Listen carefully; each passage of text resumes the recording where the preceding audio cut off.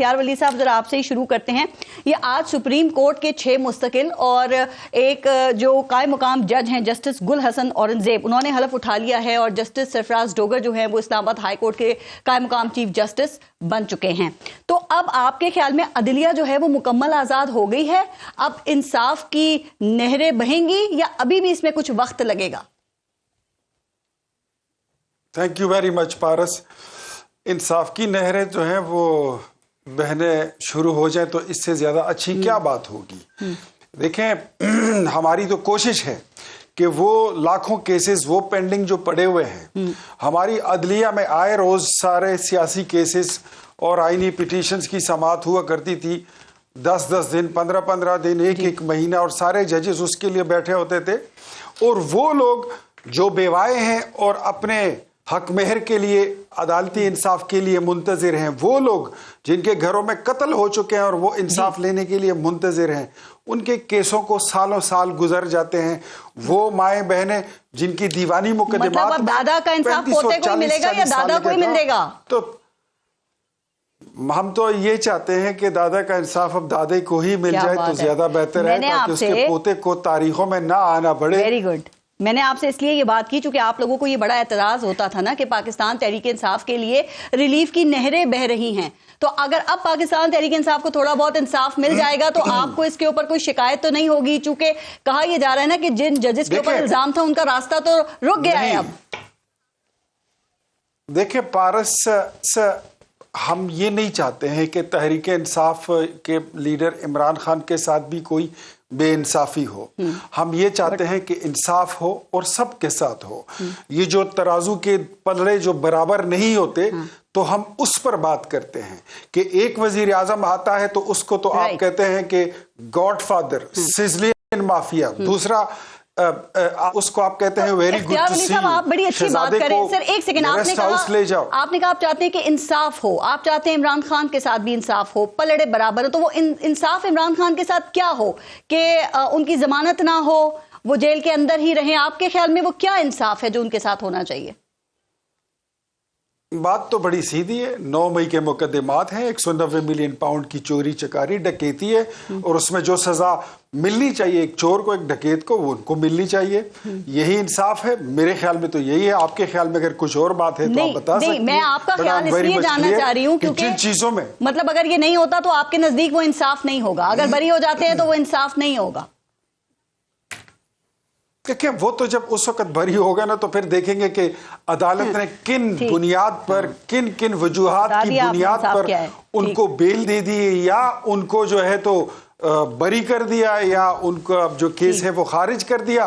تو وہ تو اس وقت کی پھر دیکھی جائے گی کہ وہ کیا ایک جج کے دیکھنے کے اور پرکھنے کا. ہم یہ کہتے ہیں کہ جو ڈبل سٹینڈرڈ آف جسٹس ہے یہ نہیں ہونا چاہیے. میرے لیے، آپ کے لیے، ان کے لیے اور سب کے لیے قانون کا ترازو جس طرح اور یہ ہمیشہ رہنا چاہیے چاہے کوئی بھی حکومت میں ہو اور اپوزیشن میں ہو، اور یہ ہمیشہ رہنا چاہیے. بالکل ٹھیک کہہ رہے ہیں. ایک اور بات بتا دیں، آپ سمجھتے ہیں اور ہم یہ بھی چاہتے ہیں اور ہم آپ یہ سمجھتے ہیں کہ پارلیمنٹ فنکشنل ہے اس وقت میں؟ کیونکہ کچھ سینئر ججز کا کہنا یہ ہے کہ پارلیمنٹ اور جو ریاست کے ستون ہیں وہ کولیپس کر چکے ہیں، اور آپ نے دیکھا کہ قومی اسمبلی کے اسپیکر نے بھی اس پہ کافی شدید رد عمل دیا ہے. تو اختیار ولی صاحب کیا خیال ہے کہ یہ سخت رد عمل دینے سے پارلیمنٹ کی تکریم ہوگی یا پھر غیر متنازع الیکشن بھی ضرورت ہے، وہ بھی ہونے چاہیے؟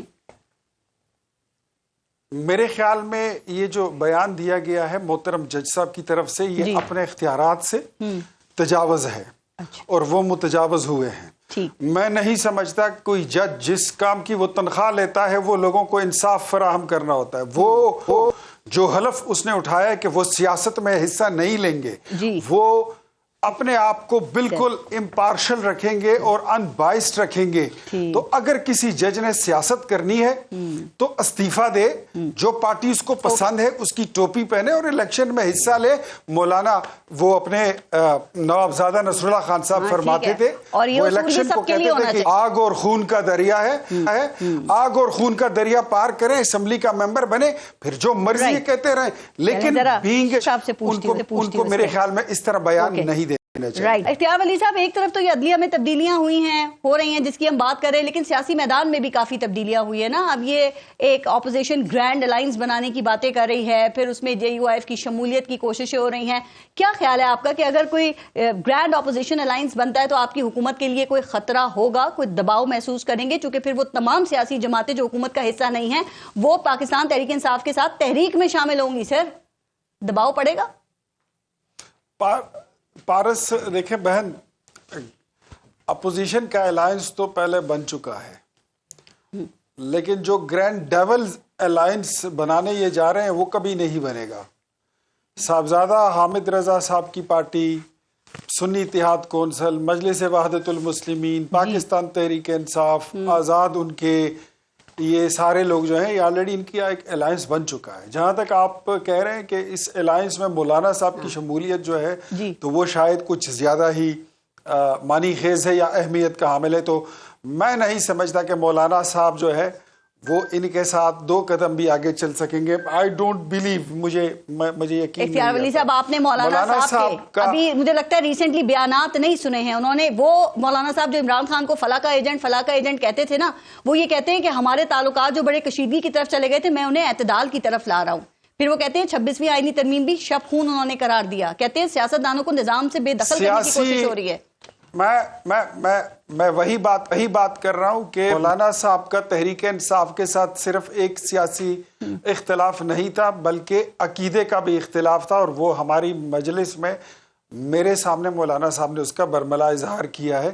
تو مجھے نہیں لگتا وہ ہم سے ناراض ہو گیا، ہم ان کو منع، وہ ماضی ہو گیا، روٹ سکتے ہیں ہم ان کا لاڈ پیار اور لاڈیاں اٹھا لیں گے، لیکن مجھے یہ یقین ہے کہ مولانا صاحب جو ایک سٹیج پر نہیں بیٹھیں گے، یہ ہو نہیں سکتا.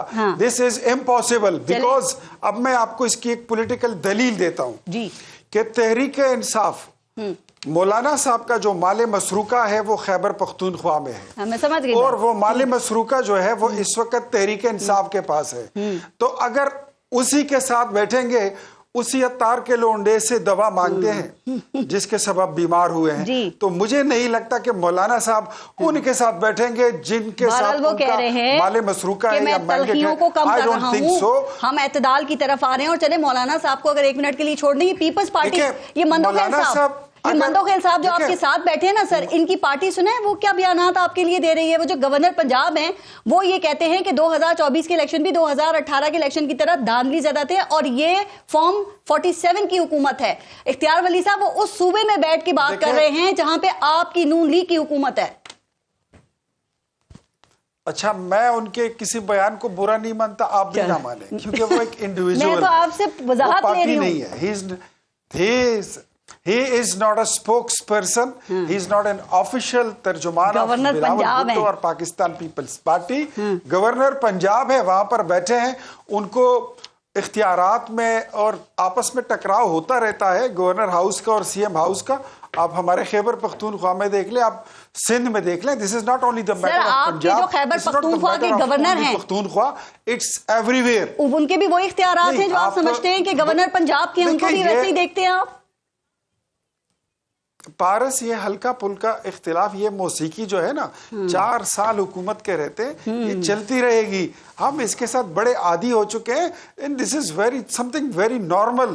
ہم اس کو بڑے اچھے طریقے سے سنتے ہیں، اس کو انجوائے بھی کرتے ہیں. آپ بھی انجوائے کریں. اختیار ولی صاحب، آپ کے خیال میں خط پہ ذرا بتا دیں کہ یہ جان بوجھ کے اگنور کیے گئے یا آپ کے خیال میں خط ملے ہی نہیں جو خان صاحب نے لکھے آرمی چیف کو؟ مجھے یہ بتائیے ہمارے پاس وقت کتنا ہے بولنے؟ تھوڑا سا ہے، آپ کا جواب آ جائے گا، پلیز بات کیجئے اس پہ، خط پہ.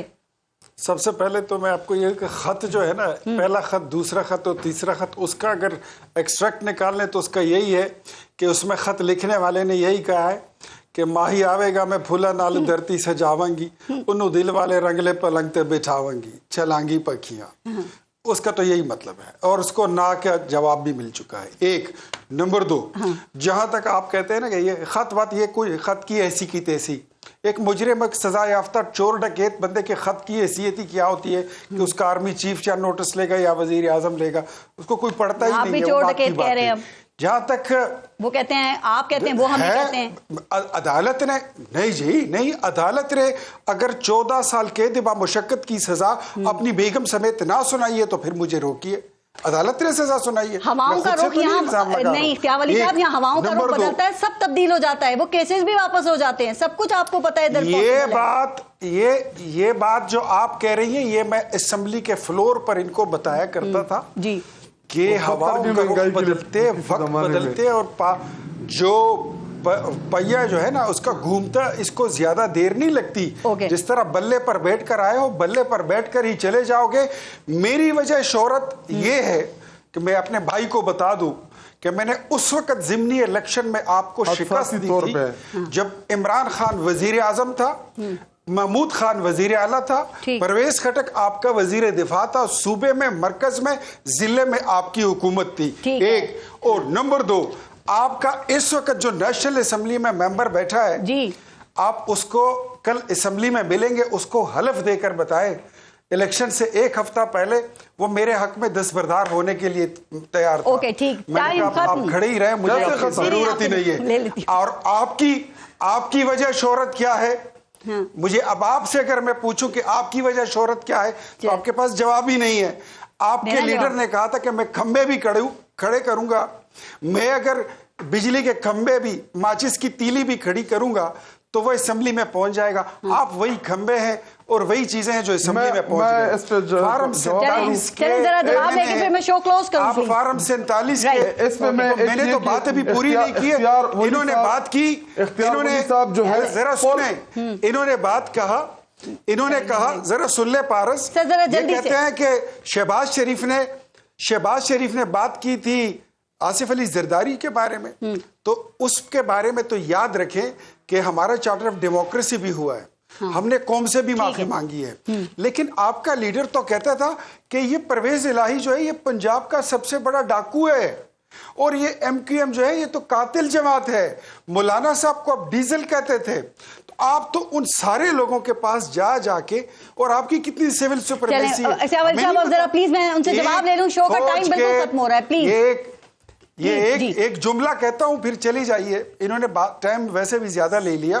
ان کے لیڈر کی سول سپریمیسی اتنی سول سپریمیسی ہے کہ یہ آج تو فوج کے خلاف باتیں اور تقریریں لمبی لمبی کرتے ہیں، خطوط بھی لکھتے ہیں۔ فوج کے ایک سنتری کے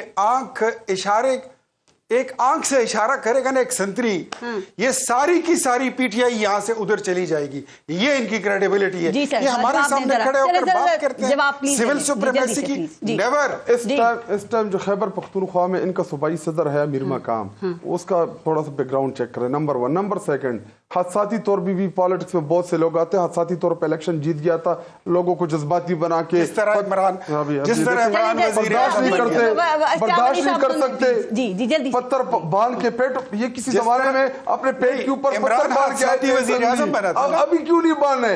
اور اس کے علاوہ ہمیں آیا تھا، تو اب تم ہمت کرو نا، تمہیں کیوں موت پڑتی؟ اب تم پتھر باندھو، جاؤ مہنگائی کے خلاف احتجاج کرو، بولو ذرا وزیر اعلیٰ کو، بولا کہ زیادہ تم میں یہ ہمت نہیں ہے، بن جاؤ گے، زیادہ بولنے سے اپنی بات کریں، آپ صرف تنخواہوں پر دستخط کرنے کے لیے بیٹھے ہو۔ سر آپ بات کریں کہ آپ خاموش کریں، میری پاپولیٹی جاؤ ذرا بات کرو اپنے وزیر اعلیٰ۔ میں چیلنج کرتا ہوں اختیار ولی صاحب کو کہ میں نوشہرہ میں آ کے اتنا جلسہ کروں گا کہ اتنا آپ بھی نہیں کر سکتے اپنے حلقے میں۔ چیلنج قبول ہے اختیار ولی صاحب؟ قبول کریں، پھر آپ کبھی میرے حلقے بھی آ جائے اپنے حیثیت دیکھ لیں۔ جلسہ میں تمہارے گاؤں میں بھی آ کے کر لوں گا، وہاں پہ آ کے کر لوں گا جہاں پر عمران خان نے 5ویں نمبر کا ہارا ہوا ہے، اور آپ بھی اٹھا کے بٹھا دیتے 5ویں نمبر پہ کسی بندے کو تو میں نے تم کو شکست دی ہے، میں نے تمہارے وزیر اعظم کو شکست دی تھی، الحمدللہ میں نے تمہارے لیڈر کو شکست دی تھی، تمہاری ساری حکومت کو شکست دی، تمہاری حیثیت کیا ہے؟ اب ہم ذاتیات پہ آ رہے ہیں، تم چوری کے موبائل بیچتے ہو، چوری کے موٹر سائیکل بیچتے ہو، یہ تمہاری حیثیت ہے، تم اس سے زیادہ کیا ہو؟ تمہاری تو اپنی حیثیت ہی کوئی رہا ہے۔ اختیار ولی صاحب ذاتیات پہ نہیں، ایشوز پہ فوکس۔ نہیں، جب میں بول رہا ہوں اختیار ولی صاحب کیا کہتے ہیں شاہد خٹک صاحب اور مندوخیل صاحب بہت بہت شکریہ سر. میرے خیال سے ذاتیات پہ نہ جائے نا, اتنا مسئلہ ہے پاکستان میں, ہمیں سیاسی یہ ذاتیات پہ یہ آتے ہیں تو پھر مجھے سب کی پھر ہسٹری مجھے شجرہ بھی معلوم ہے, آپ نیکسٹ ٹائم اسٹوڈیو ذاتیات پہ آئیں گے پھر ذرا بات کریں گے, شجرہ کھول کے رکھ دیتا ہوں.